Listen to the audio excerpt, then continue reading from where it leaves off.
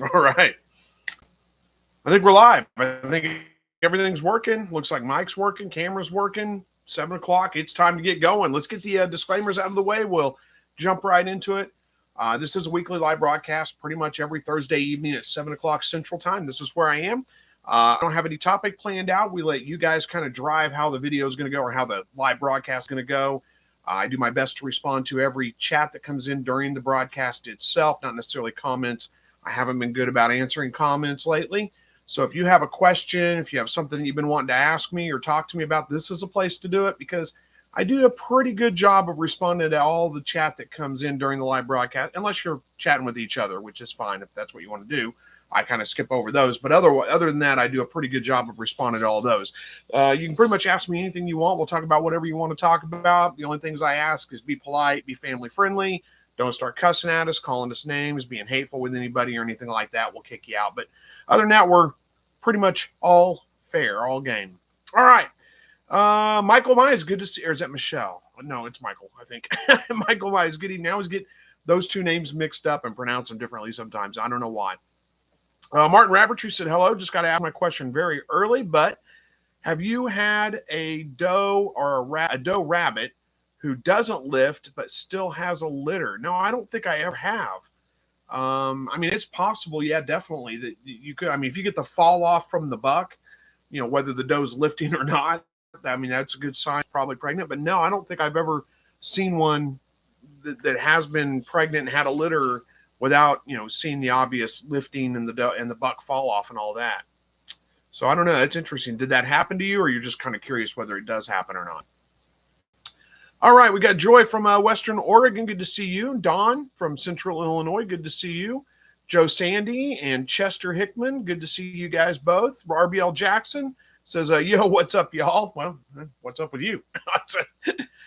Hi to you guys. And Warchild, too. Good to see you. Marty says hello to Chris and everyone. Hello to you, too. Don. Oh, Don's saying hi to Verna. We already said hi to Don, but that's okay. Hi again. Ed got Bates here. Good to see you, Ed.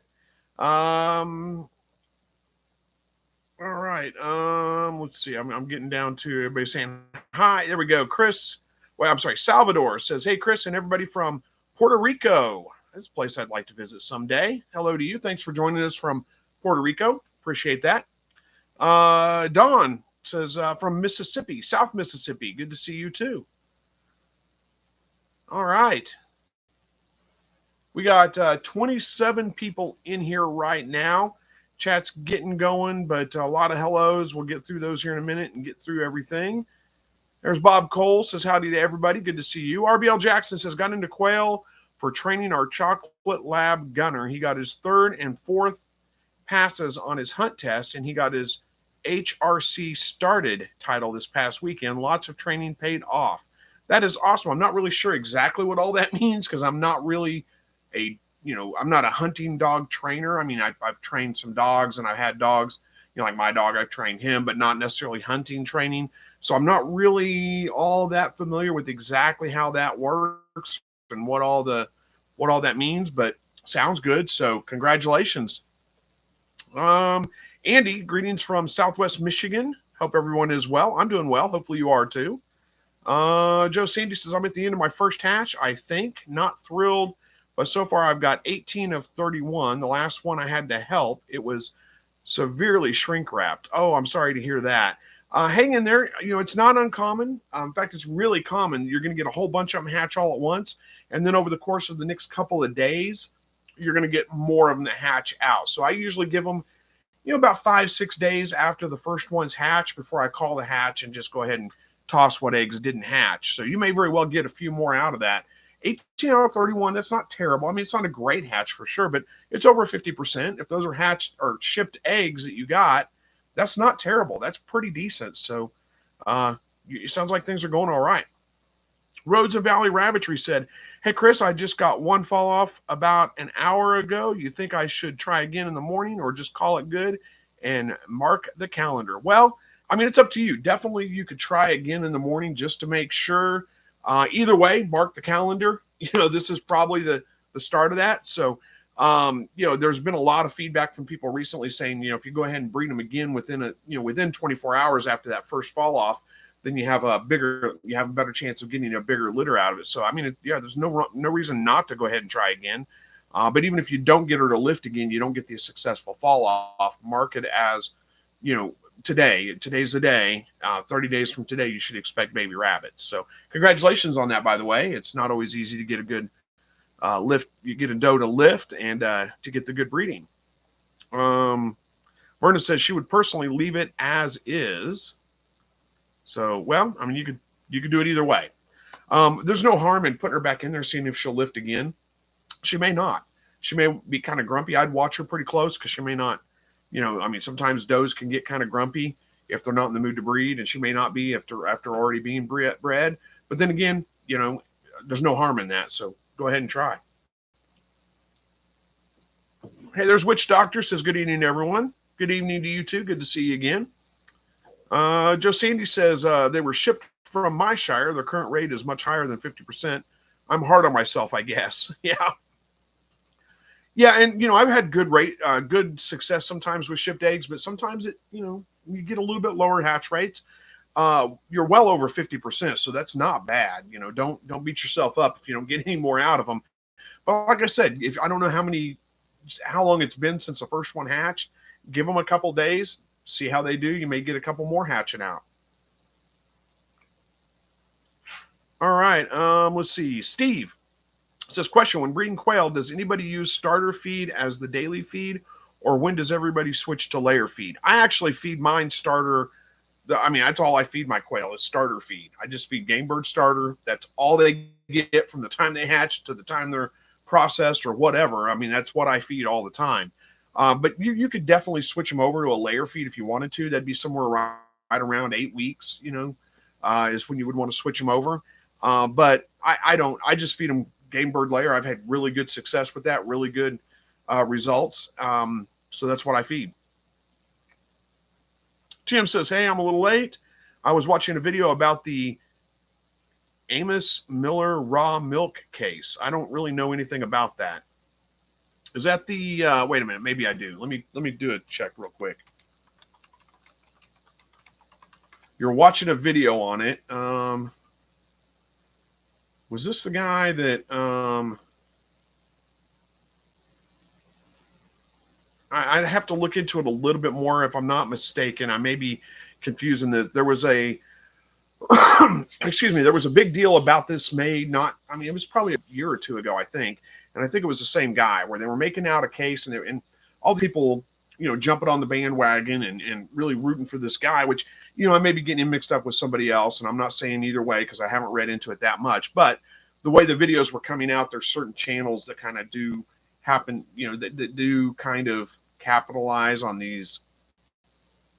And I don't know how to explain it and how to say it. But anyway, they were bringing it out like it was some kind of like the government just came in and raided this guy for no reason whatsoever. But when you actually read the article, like read about the case, it's like he'd been given plenty of warnings and been given plenty of opportunities. They came in, they talked to him just like they would anybody else, said, look, you got to do this or this. And he just ignored it all. So it wasn't like now whether that's right or wrong, I'm not saying, because I don't know the details of all that, but it's not what they tried to make it out. Like they just raided him for no reason. It was a surprise. He had been given, for like over the course of many, many years, they'd worked with him, tried to get him to comply with some of these rules and things like that. So I'm not saying again that, he's in the wrong or anything for what he's done, but at the same time, it's not like these things, you got to read past the headlines a lot of the times. I see a lot of these and it tends to run in like kind of the prepper communities and those kinds of things. Like I remember a headline specifically talking about a guy being sued. It was like, and I can't remember, the headline was very, dramatic. It was this guy's being sued for taking water off his own land. And when you read that, you're like, what the heck? This is ridiculous. The government's overstepping their bounds.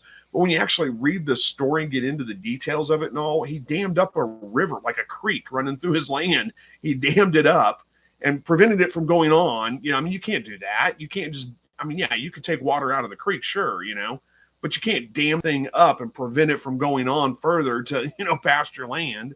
So anyway, and again, same kind of thing. He'd been warned, he'd been told, he'd been talked to billion of times.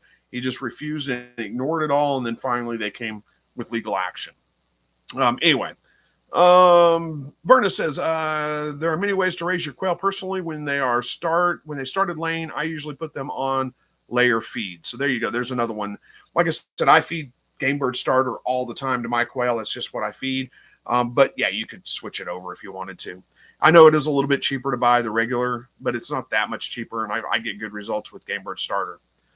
Spider Reva says, hello, everyone. Happy Easter weekend. It is Easter weekend. I don't know if everybody has big plans or not. I got 2 family events I got to go to. Don't have to, I guess, but I'm going to this weekend. So I'll try to get a video in. It's been about 2 weeks since I've filmed a video. I need to get back on it and get those out a little bit more regularly. Chester says, is a 12 by 12 by 20 nest box too big for a New Zealand rabbit? I don't think it's too big at all. I mean, it's bigger than you need. But let's see, 12 by 12 by 20. Which one's the 20? Is it 20 inches tall? That seems awful tall. So is it 20 inches long, 12 by 12 high by 20? Probably not too big. I mean, it may be a little bit big. I think mine in the front's only like 7 inches tall or something. I mean, it's like in the very front, and I think it's somewhere around 10 inches tall on the sides. I don't remember the exact measurements. I'd have to go back and remeasure and go look at it again. Let me see if I can find a note on that real quick.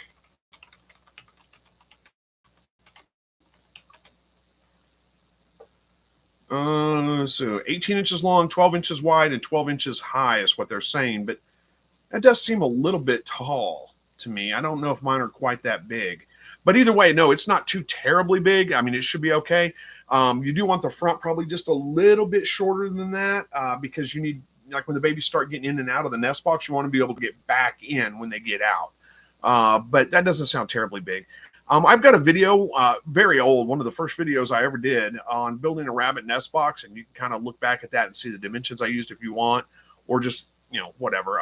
But that doesn't sound terribly big. I think you're in the right ballpark. Don Skin says, Brett, on my Tamuk does today had 4 fall-offs this morning and 4 fall-offs this afternoon.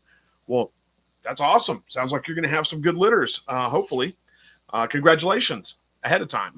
And Just Andy said, started Tuesday morning.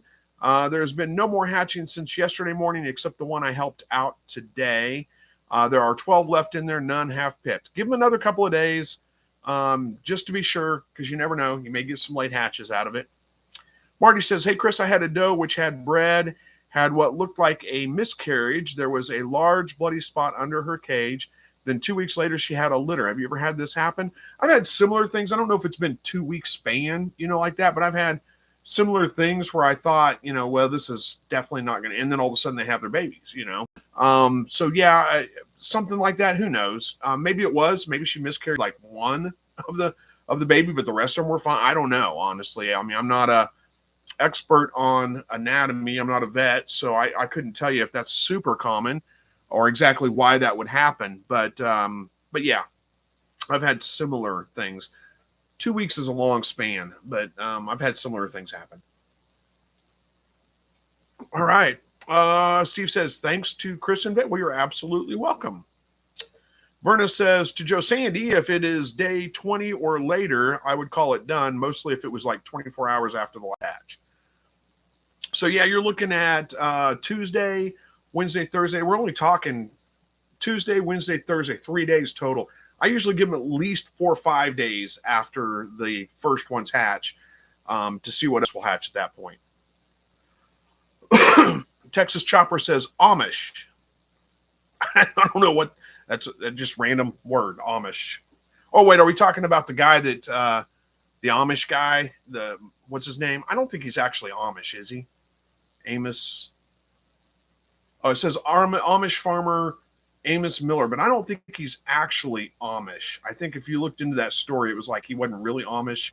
He's just kind of playing. Maybe I'm mixing that up. I may be wrong on that. Don't take my word for it.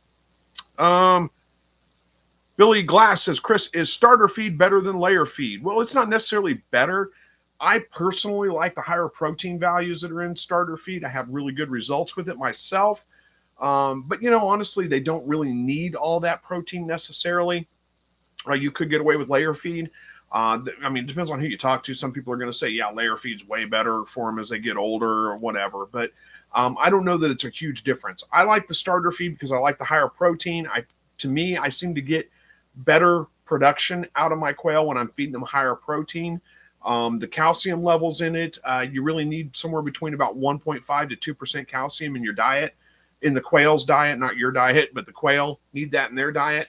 You don't really need to go over that any higher. So, quail starter meets that. Layer feed usually does too. It's pretty close to the same. It's just a lower protein percentage. So I like the higher protein percentage. I find that I get through molts faster, that I tend to get better egg production out of them. My birds produce for a long time. So, I just have always used it. That's what I use. That's what I like.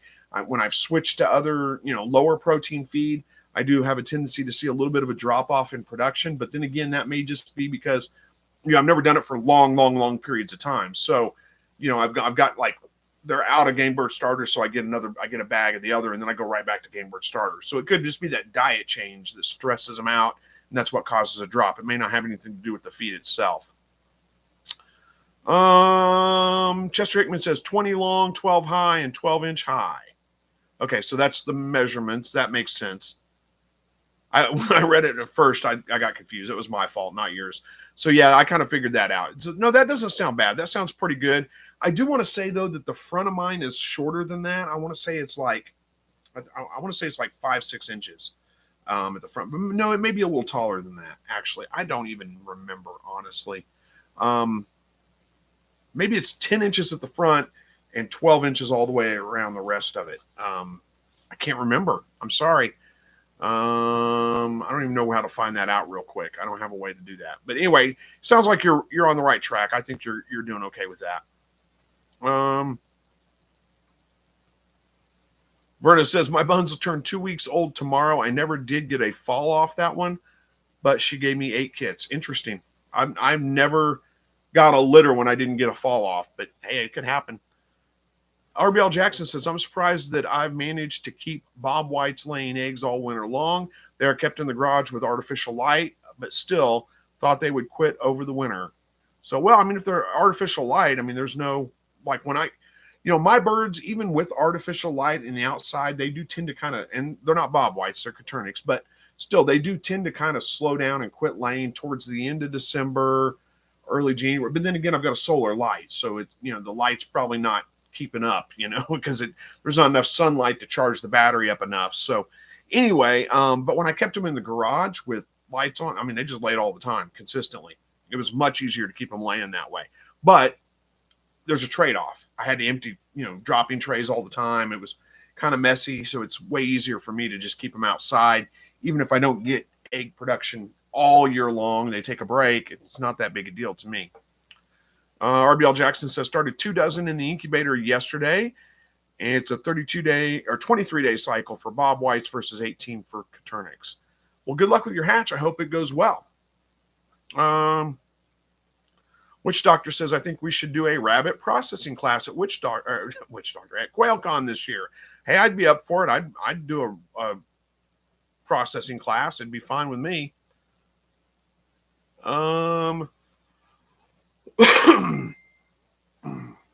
Hang on, somebody's texting me. Let me make sure it's not anything urgent. It's not. I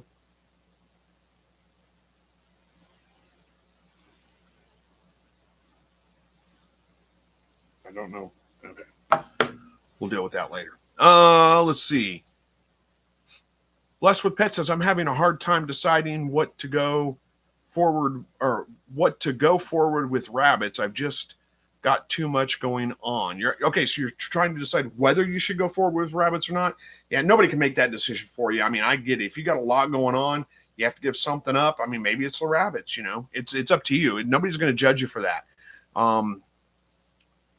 But I can't make that decision for you. You're going to have to decide that on your own. I don't know what you got going on.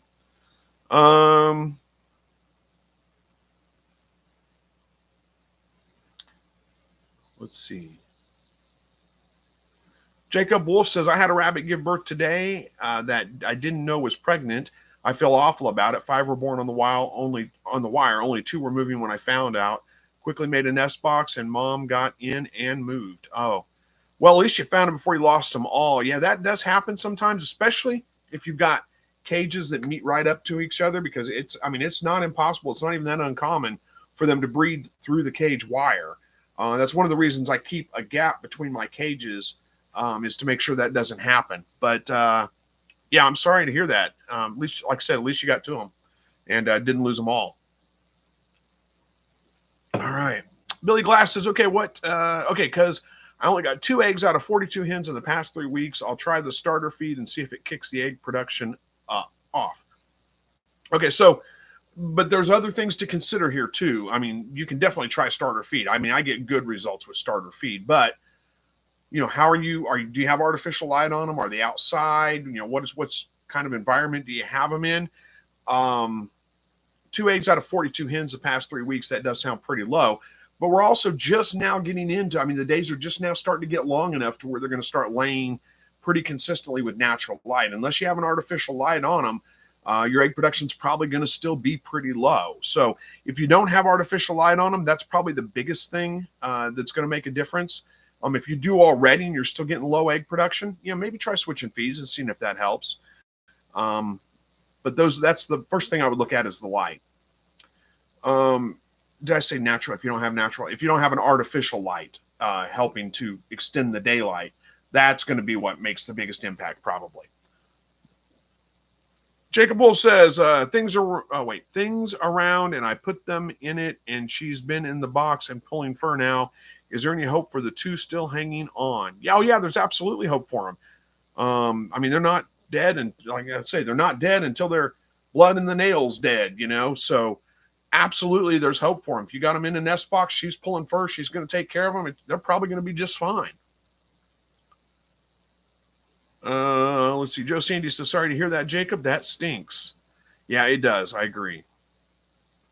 RBL Jackson says, agreed. It is a pain in the garage. Yeah, we'll talk to Verna. She raises them in her apartment. Jacob Wolf says, there's a decent bit of blood on the resting mat, but mom seems fine. I saw her in the nest box as the sun was setting. Hopefully she'll feed them. I'll be sure to check in the morning. Yeah, you're probably going to be okay. Don't stress about it too much. If they're still alive in the morning, she's taking care of them. Don't overstress. You very seldom, if ever, see the mom get in the nest box with the babies. It just doesn't happen a whole lot.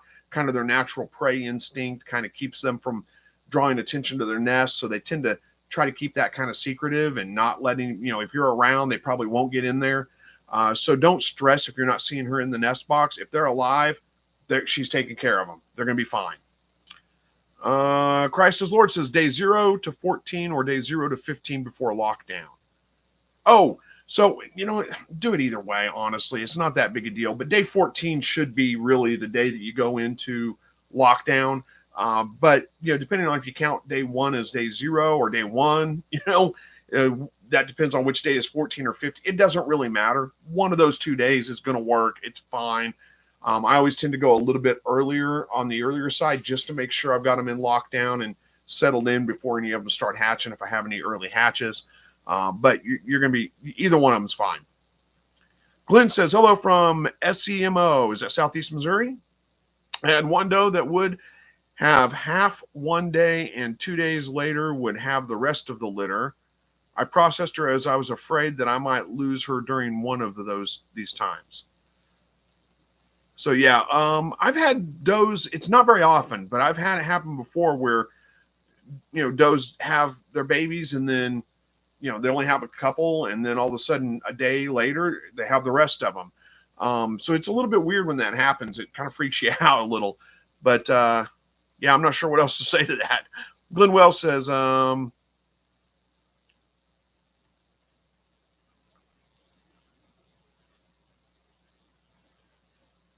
are we at here? We got people talking to each other. I'm skipping over that, it's fine. Talk to each other. I'm good with that. Billy Glass says they're 24 are a year, 24 are 40 days younger. So, they're not too old.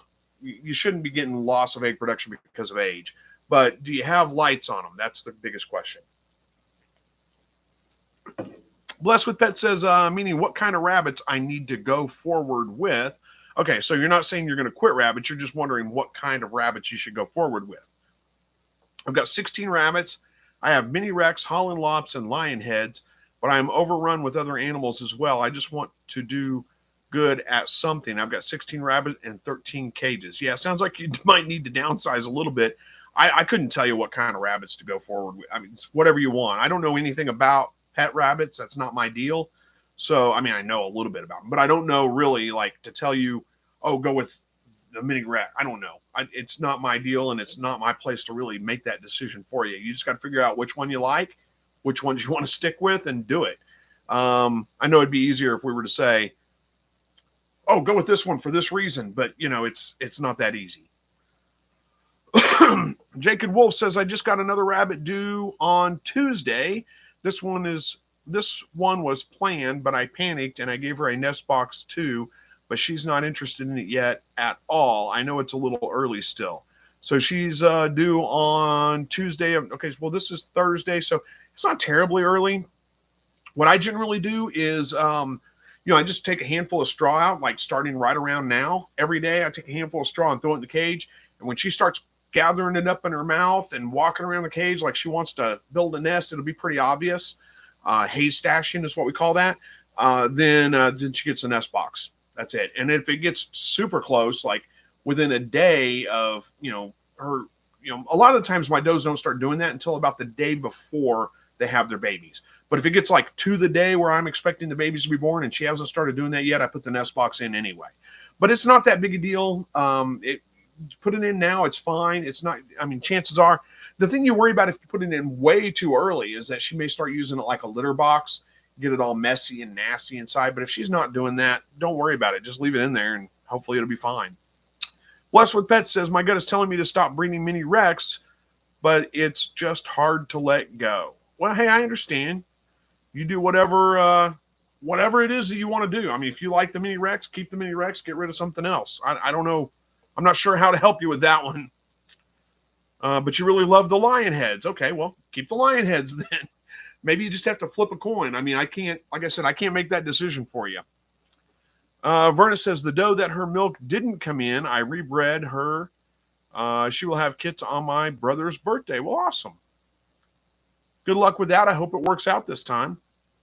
Christ as Lord says, I have a still air incubator for hatching, tends to get some parts 95 when the center is dialed in. Will those low temps cause any issues during the hatching phase? Well, they could. I mean, they may. A forced air incubator is better than a still air incubator because it does kind of eliminate some of those hot spots. And yeah, those hot and cool spots or cold spots, like in your case, do tend to lead to poorer hatch rates, or it takes a lot longer for those birds to hatch out. And my experience, when it's a little bit on the cool side, when those eggs are hatching out late, you tend to get more problems with like splayed legs and those kinds of things. Splayed legs is a big one. But you're just going to have to see. I mean, I don't really know.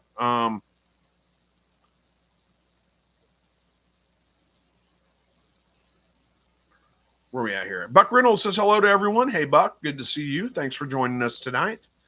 How are we doing on time? Well, yeah, we got plenty of time. We're like only halfway through.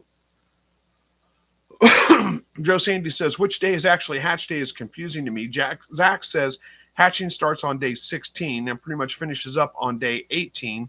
Other places say hatching begins on day 18. Well, my experience has been, again, it really depends on, do you consider the first day when you set the eggs day 0 or day 1?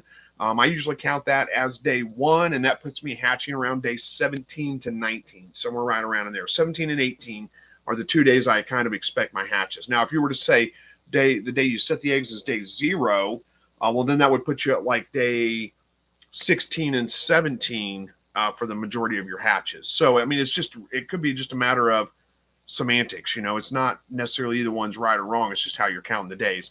So, but I would say, the day I set the eggs is day 1.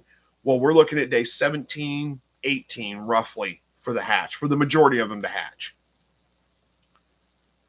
Blessed with Pet says, I have 11 mini Rex, LOL. So if I did get out of them, I'd have some more room. Yeah, that's true. Joe Sandy says, what's your experience? I think I already got that one.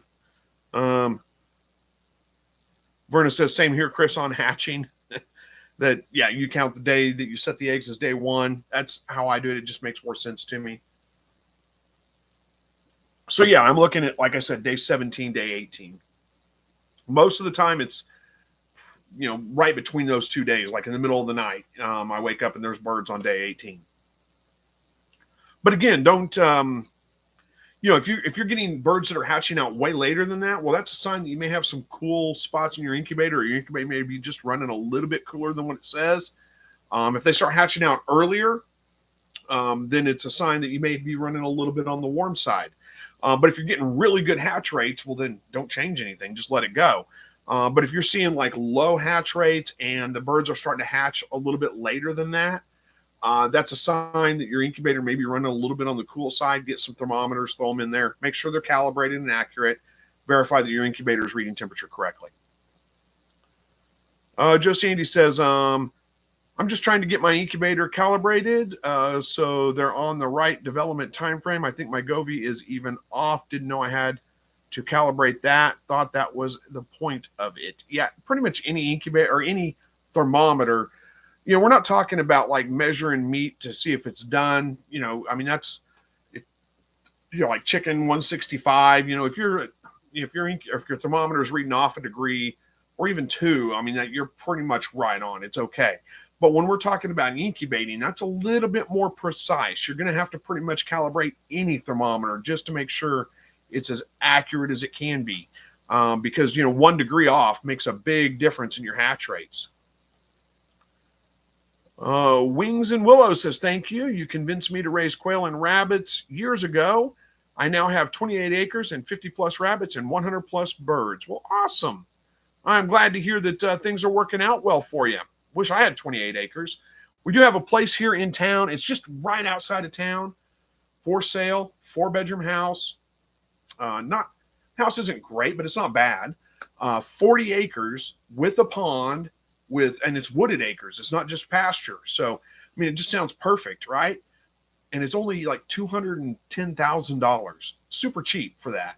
40 wooded acres outside of city limits with a pond, with wildlife. You can hunt it, all these kinds of things, but it's literally right in front of the wastewater treatment plant here in town. So it's where they run the compost facility and all that kind of stuff. So yeah, you'd never be able to sell it if you did decide you wanted to get out of it. I contemplated buying it, not buying it, but really contemplated looking at it and seeing if I wanted to buy it. But everything lines up except for I don't want to live right across from the wastewater treatment plant.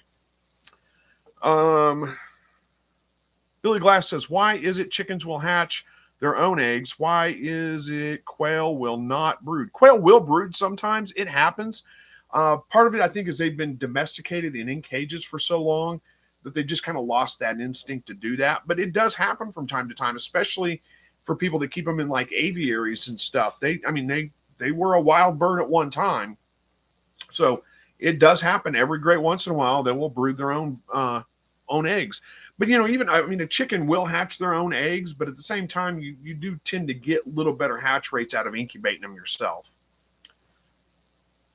Big Ross says, okay, so I tried making my own incubator out of a cooler, but the old factory CPU cooler fan I got blows the lid up and off, so have to rethink the one, I guess. So the old factory CPU cooler fan I got, okay, so it's blowing too hard, huh? That's interesting. You could put like a brick or something on top of the lid just to hold it on. Christ's Lord said, my forced area is great. It's giving me some amazing hatches. What I'm trying to say is I moved the day 14 to 15 eggs into my second incubator, unfortunately a still air incubator. Okay, so, well, what temperature are you setting your still air incubator at too? Because if still air is, you always want to set them at 101. But, if it was me and I don't know if I can explain this very well, what I'm thinking, because I don't use a still air incubator. This is just my thought.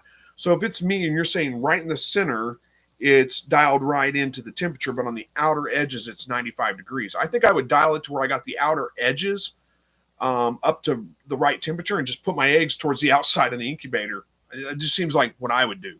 I don't know if that helps you or not, but Jacob says, I'm trying to breed for 4-H market rabbits one day maybe.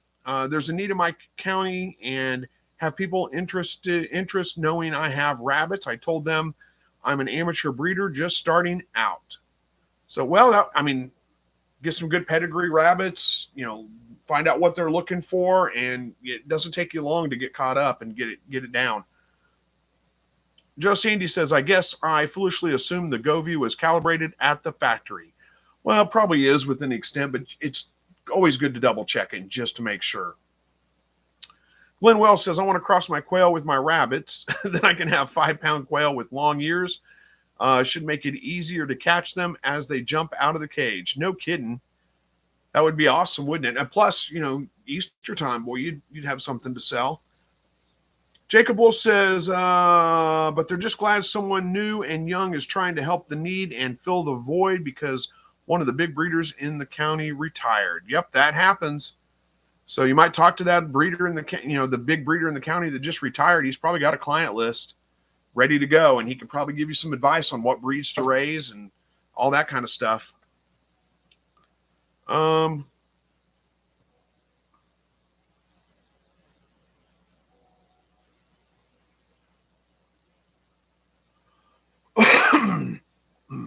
Vernon says they are calibrated out of the factory, but using it a while, you may have to recalibrate them. There's a post on Newbie Quail Lovers. It'll tell you how to do it. Yeah, and you can just Google it. It's on Google too. And you say I have 2 ThermoPro thermometers, but they are not hydrometers, and they have a probe. Well, you don't necessarily need a hydrometer. I mean, the hydrogen, the humidity. There we go. Good grief. The humidity is not nearly as important as the temperature. If you get the temperature right, you can kind of get away with a little bit more on humidity. It's not as big of a deal.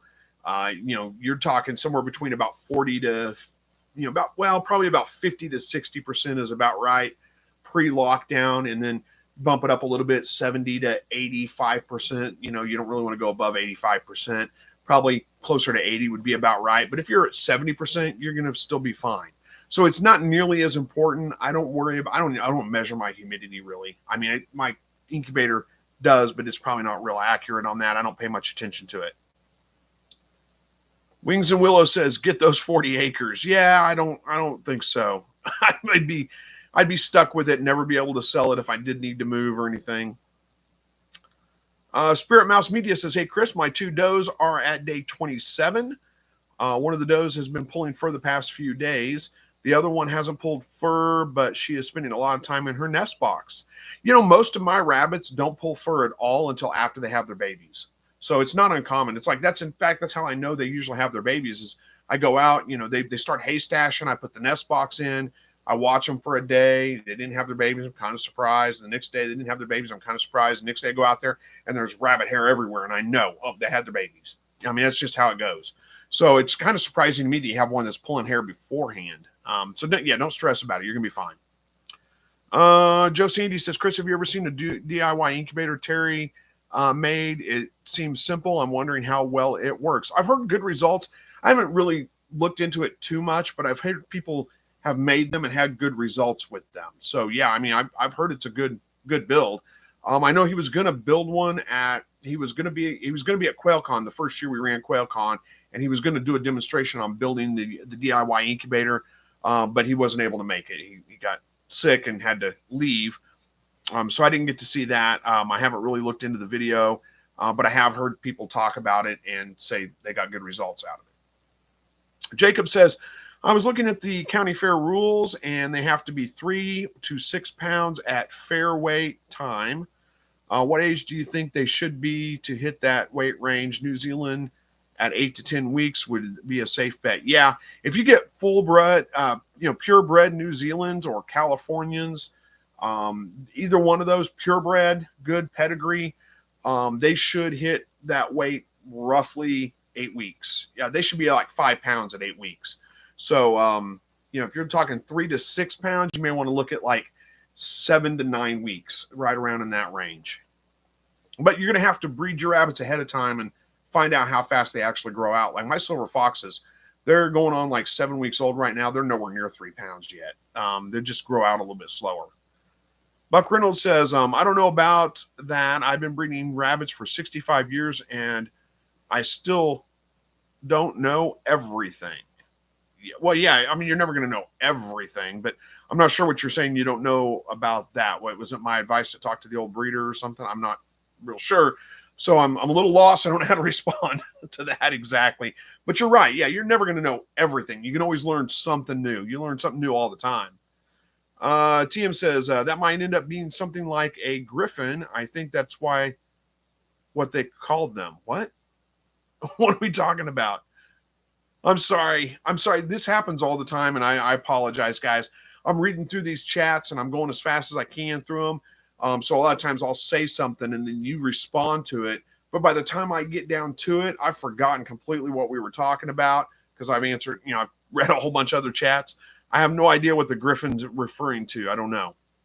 Jacob Wolf says, as a rule of thumb, I know genetics plays into weight gain a whole lot. Yeah, absolutely. Genetics is probably the number one thing. I mean, assuming you're feeding them a good diet and all those kinds of things, but genetics is probably the number one thing that feeds into whether they're going to grow out fast or not. Joe Sandy says, this was my first use of the Govee. Yeah, it's probably going to be okay. I wouldn't stress about it too much.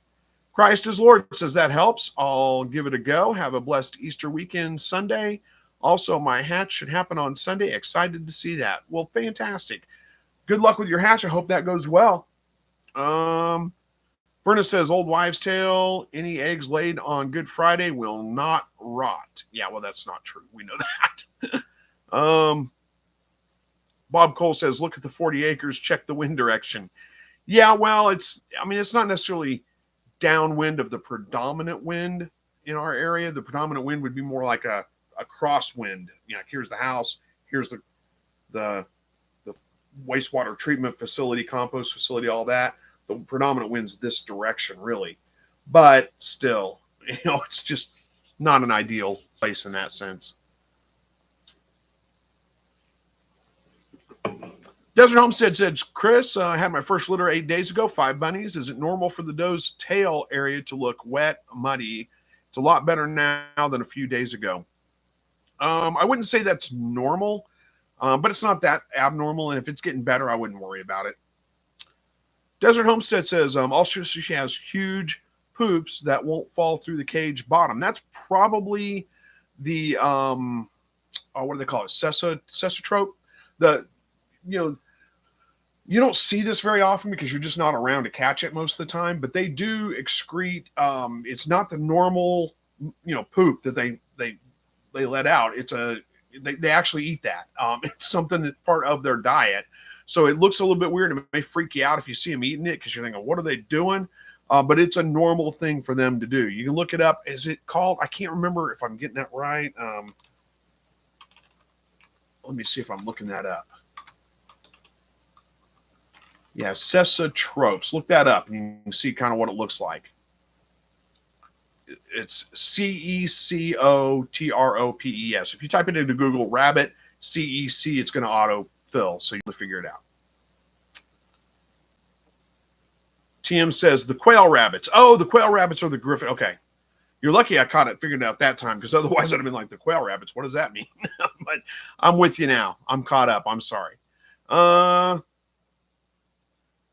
Raymond says, hey, Chris, any updates on the Rabbitry? Best. So updates on like how my rabbits are doing. They're doing great. I got really small litters out of them this time. The one litter is about 7 weeks old, roughly. The other one's about going on 3 weeks old at this point.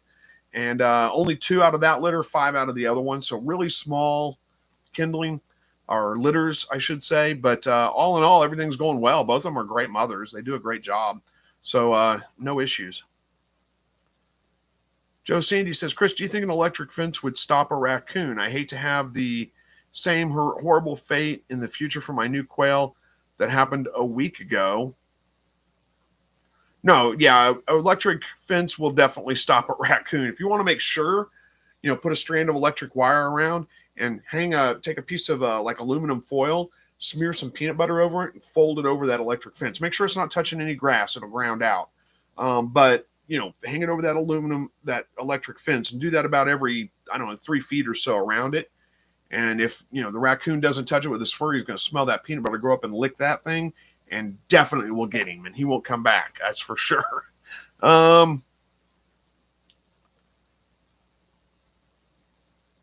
Joe Sandy says, Chris, you had it right. Chris, guinea pigs do the same thing. Talking about with the cecotropes, right? Yeah. Gunklingen Palin says, hey, Redneck, my New Zealand white doe gave birth to 6 healthy kits. The doe was bred at 5 months old. This is her first litter, and she pulled fur nicely. 2 days old today. Well, that sounds fantastic. Congratulations. 5 months old, huh? That's a little younger than I usually breed them, but heck, it sounds like it worked out. So congratulations on that. Glad to hear things are going well. We got about 15 minutes left. We're doing pretty good. You guys have been keeping me consistently busy, but I haven't gotten behind, so I'm keeping up with the chat okay. But now it's done. All of a sudden, nobody's chatting. Verna said Mooney's first litter was 7. Her next litter was 8. Joe Sandy wants to know which thing you were talking about, Verna, the electric fence or the guinea pigs.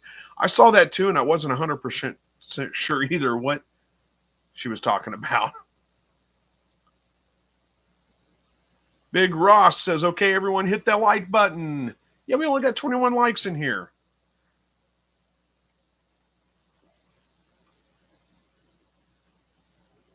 Verna's talking about, oh, she said the guinea pigs. About them and rabbits. Okay. 26 now. Look, we do have some likes all of a sudden.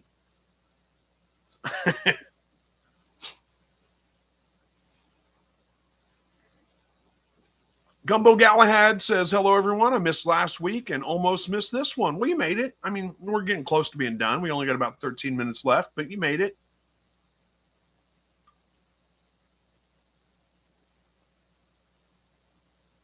I always say I should have something planned to talk about during these long lulls, but I don't. I'm just waiting on the chat to come through because I don't plan anything out. I let you guys drive it, and therefore we left with these periods of time where I'm just sitting here doing nothing. Joe Sandy says the baby quail I helped out today was severely shrink wrapped. That happens from time to time. Probably like you probably opened the incubator whenever it pipped the egg, but didn't actually hatch out. Or, if it's running a little bit cool and it's, hatching out a little bit late, sometimes that can cause them to be just a little bit weak and have a hard time getting out of the egg. Either way, hopefully it survives. It's very rare that when you actually help a bird out of the egg that it actually survives, but, not impossible. So hopefully it does.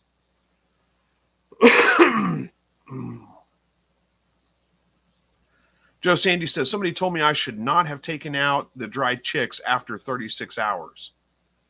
After 30, you mean like you shouldn't take them out until it's been at least 36 hours? Is that what you're saying? That, yeah, common practice is, hang on just a second here.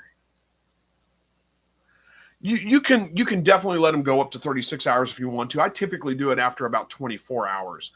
Wait till they're all dry and fluffy. 24 hours later, I take them out as quickly as I can, keep from leaving the incubator open.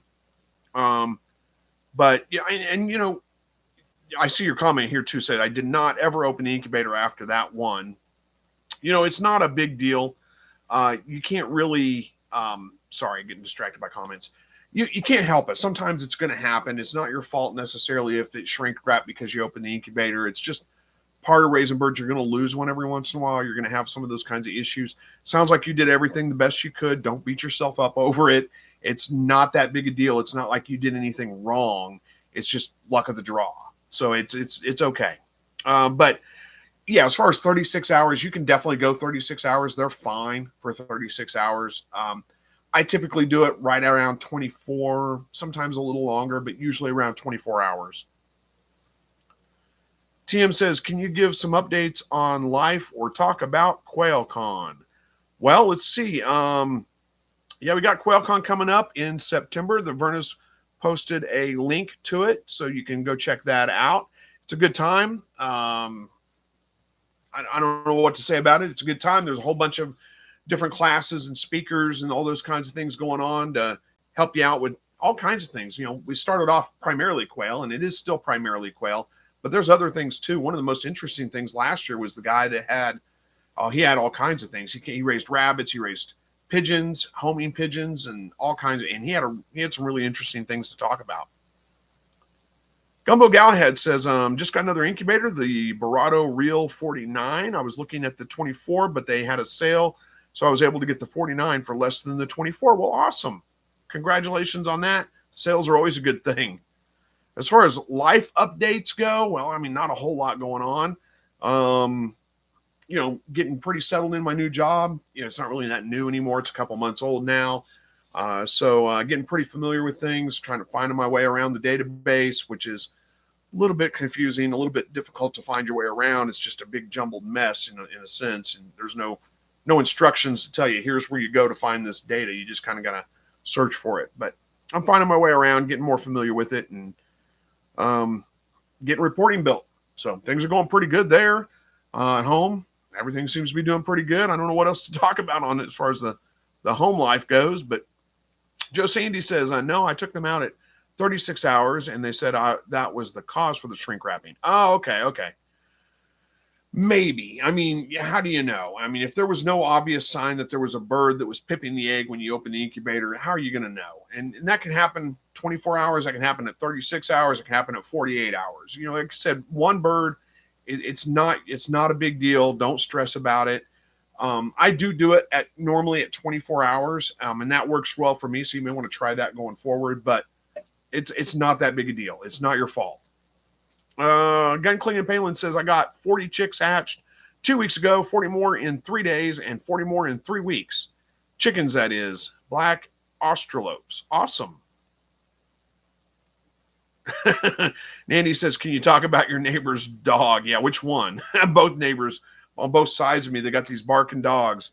Neighbor on that side's got a Great Pyrenees Anatolian Shepherd. Again, they do not belong in the city. They need to be out guarding livestock somewhere. They bark at everything all night long. And then the other side of me's got this yippy little corgi dog that just every time I'm out there, yip, yip, yip, yip, yip, the whole time. Super annoying. That's about it on those. All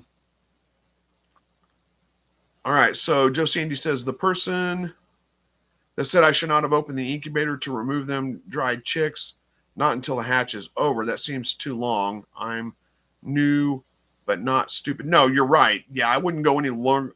They could technically go up to about 48 hours before you take them out of it. But by then you absolutely need to get them out of the incubator. They only have so much nutrients in that, yolk sac that they're developing. I do it after 24 hours. So don't listen to them. You're fine. G. Michael Jr. says, hey, Chris, question. What your top cross breeds of rabbits would you pick for hybrid vigor, and does hybrid vigor really matter? Well, yeah, I mean, it absolutely is a thing. It depends on what your end goal is. If you're wanting just purely like meat rabbits, fast grow outs, it's hard to beat a New Zealand white in a California. And it doesn't really matter which one's the doe, which one's the buck. Get a purebred New Zealand white, a purebred California, crossbreed those. You get hybrid vigor, and you get great results from them. I think those are hard to beat. And I don't really know why you would want to do that other than if you're looking for high output meat production. Now, here's the thing to remember is that hybrid vigor is only good that first generation. You breed those two together, those babies have that hybrid vigor. You don't really want to raise them up because they're crossbreeds at this point. Raise them up and make them into breeders. You don't get that same result going forward. It's just that first generation, really. But it is a thing. You do tend to get, of course, I don't really have terrible success rate, like my rabbits pretty much all live anyway, but they're very resistant to death. I mean, they just grow fast. It's a real thing. It's definitely worth doing if you want super fast production and you're not worried about producing breeders or selling any of the babies, off as breeders. Lynn Wells says, have 30 bunnies, 3 weeks old. Man, they're going through some feed, and I've been trying to fill quail cages for meat, but balut customers are keep buying all of the eggs. I guess I need another incubator. That sounds like a good problem to have. I wish I had that problem. Vernon says, the longest I've ever kept chicks in the incubator is 48 hours, and they were hungry. Yeah, I've done 48 hours before and even lost a few doing that. But for the most part, I find 24 to 36 hours is about right. Joe Sandy says the dogs are like dueling banjos. Yeah, they're pretty similar, aren't they? TM says your neighbor could get rabbit hounds. Just be thankful. Yeah, I used to have a beagle. Love beagles. They're great. But yeah, they do tend to get a little noisy and start barking. And it wouldn't be so bad if like the neighbor over here on this side with the yippy dog, that one's not bad at night. It's really only bad when I'm out there. Anytime I go outside though, that dog is just yip, yip, yip, yip, yip the whole time. And just, I mean, it's a friendly dog. It wants attention, but good grief, it's annoying. But it's not all night long. The other dogs on the other side that are near my bedroom, those dogs bark all night long, nonstop, all day, all the time, and they stay outside. So there's nothing you can do about it. Joe Sandy says, I'm not grinding my food for my babies. I know not to, but they only eat the tiny, dusty pieces. It seems like a lot of waste. Is this normal? They'll eat all the food. Don't stress about it. You're better off not watching them too much. I know when you're first hatch, you want to sit there and watch them the whole time and you get really into it, but you're better off just not. Just make sure they have food, walk away, let them fend for themselves. They'll eat the other stuff too. They're going to peck at everything right now.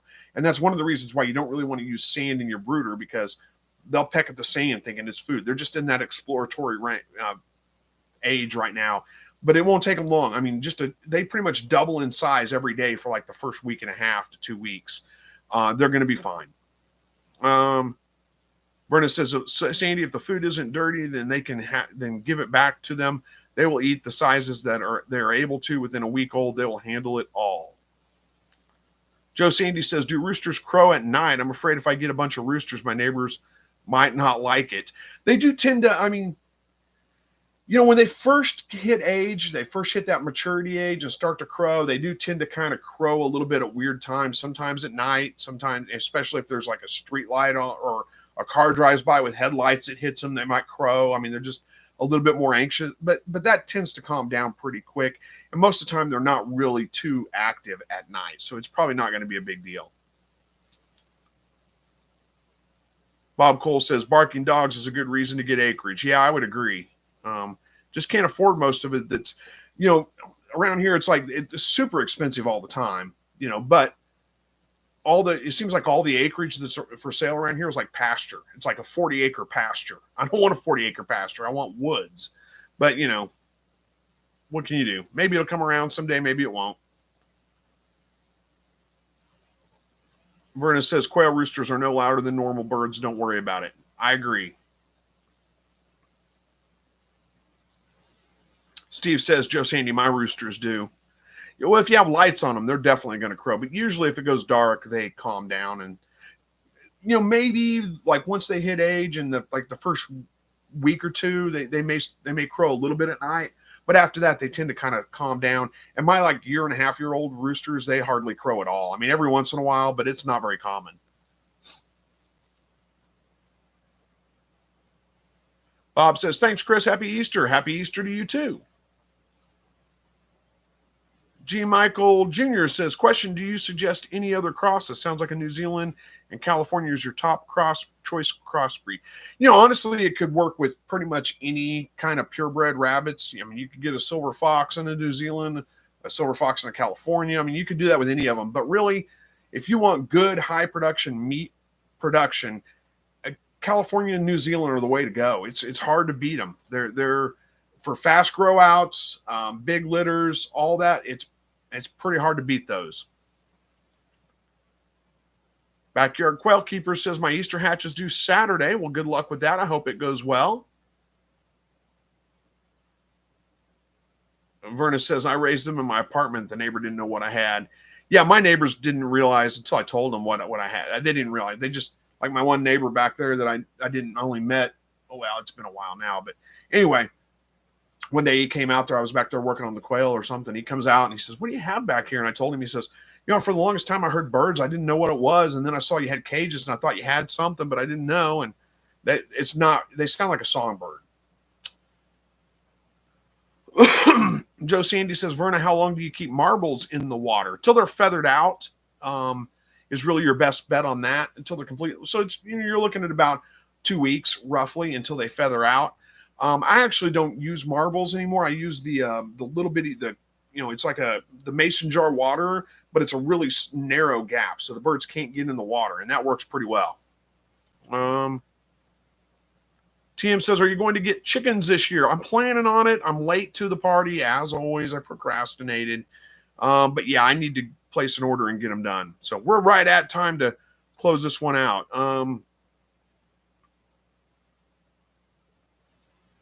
Lynn says, I have one trio Californias and one trio New Zealands. I crossbreed them for meat, but I keep them true if I ever need fresh bloodlines. That's a way to do it. Sounds great. Hog Walker Creek Homestead says, love your videos. I just started one of your pin build video today. You make it look so easy. I have it framed up in wire. The back and one door put on. Also got it painted. Well, I didn't think it was too hard. Hopefully it's going well for you. All right, guys, I got to wrap this one up. It sounds like everybody's saying goodbye. If I missed your comment, I apologize. But should be back next Thursday. Don't see any reason why we won't. So thanks for joining me tonight. Always a good time to hang out with you guys. And until next week, God bless.